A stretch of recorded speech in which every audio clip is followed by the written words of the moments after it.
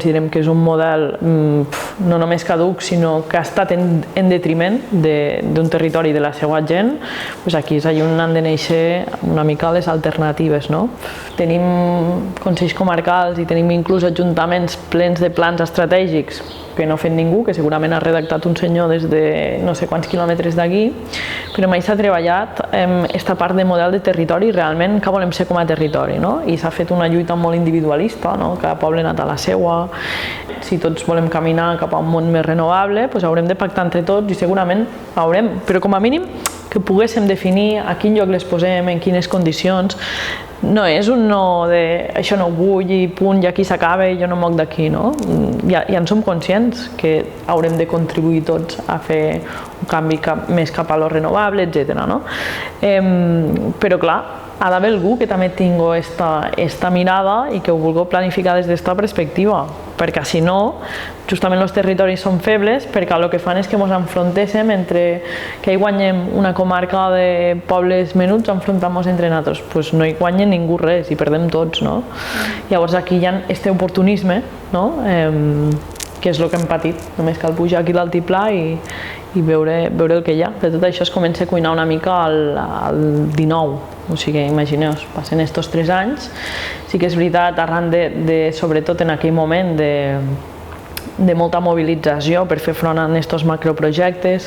També surten aquestes inquietuds de haurem de construir una alternativa, perquè és que si no ja sabem el que hi ha, ja ho hem patit i què podem fer a partir d'aquí. I la nostra idea era, ajuntament vull portar llum als veïns, anem a abaratir la factura de la llum i així demostrem realment el que té una repercussió sobre la ciutadania, és a dir, fem renovables que repercuteixen sobre la gent que vivim aquí. Però realment va ser una mirada equivocada, perquè seguia depenent un tema tan important com la transició energètica al final del sector polític. Aquí vam canviar aquesta mirada d'Ajuntament cap als veïns a anem a buscar algun altre model. I tot això vam anar tots aquests anys, perquè han sigut 3 anys, anar filant prim, anar acotant, fins que vam planificar que podíem treballar baix el paraigua d'una cooperativa. Ens semblava que era una fórmula prou participada, que una mica la que reflexava més aquesta filosofia que volíem que tingués el projecte i que era un bon punt de partida. Consisteix en algo tan fàcil com tindre plaques solars entre diferents veïns. Quan dic veïns, hi poden sumar petites empreses, inclús ajuntament, etc. Al final ho acotem una mica en aquests agents que interactuem a la població i que tenim una certa visió i una certa consciència. És a dir, tampoc hi cap tothom a la nostra comunitat.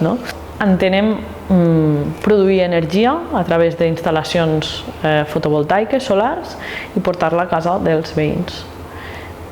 Algo tan fàcil com això, i feu de manera que no depengo que depengo dels propis socis de la comunitat, i que no depengo ni d'un extern, que no depengo d'un finançament, que no depengo d'un fons europeu, que no depengo del suport de l'Ajuntament, sinó que el model sigui viable tècnica i econòmicament per si mateix. No pot ser que per legalitzar un autoconsum compartit te puguis tirar en la teva companyia comercialitzadora 6-8 mesos per a que t'acaben compensant una part de llum que és teua i que estàs produint tu. Lo lògic és que dintre d'una comunitat, si jo no gasto els meus dos, tu que també estàs en la meva comunitat, els gastes tu, i a l'invers, o quan tu no els estàs, els gasto jo. O, si me'n sobren, poder decidir a qui van. Per què? Perquè són nostres. No és tan difícil treballar el concepte de comunitat.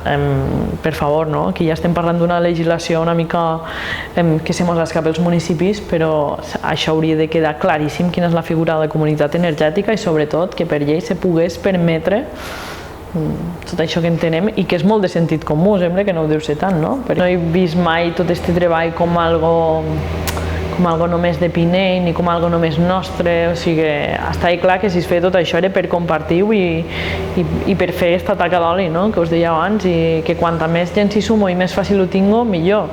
I, per exemple, a mi m'alegra molt que hi hagi gent que inclús hagi anat més ràpid del Pinell. Clar, nosaltres portem 3 anys, potser de desgast, per dir-ho d'alguna manera, preparant tot això, però me fa molt contenta quan algú dels que els he passat estatuts m'han dit ja som grup i hem constituït, i és en plan, hem de seguir en contacte, perquè potser vosaltres fareu primer este pas i després ells potser tenen més verd alguna altra cosa, però te pots ajudar entre els diferents grups que creuen en este model.